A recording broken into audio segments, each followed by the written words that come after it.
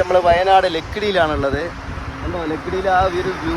നമ്മൾ വയനാട്ടിലേക്ക് കയറി വരുമ്പോൾ മെയിനായിട്ട് നമുക്ക് കാണാൻ പറ്റുന്ന 2 ഹെയർ ബാൻഡ് ഉണ്ട്. അതാ കാണുന്നത് കണ്ടോ, നമ്മൾ സൂം ചെയ്ത് കാണിച്ചു തരാം.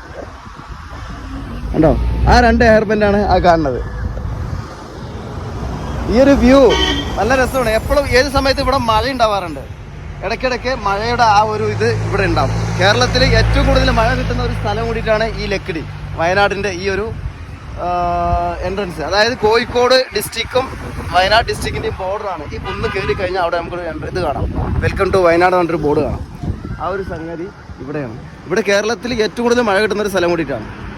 കണ്ടോ ഇവിടുത്തെ ആ ഒരു വ്യൂ കണ്ടോ, ആ ഒരു കുരങ്ങ് നിൽക്കുന്നുണ്ടല്ലോ. ആ വേണ്ട അടുത്ത് പോകാൻ പറ്റില്ല. കണ്ടോ ഹലോ ഹായ്. ഫോൺ മേടിച്ചിട്ട് പോവോ? ഏയ് ഫോണൊന്നും കൊണ്ടുപോകില്ല. നമ്മളെ സ്നേഹിതന്മാർ നമ്മളെ കൂടെ തന്നെ കേട്ടാ. സാദിക്കുണ്ട്, എന്താ പേര് പറഞ്ഞത്, ജിനേജ് ഉണ്ട് കൂടെ, മലപ്പുറത്തെ.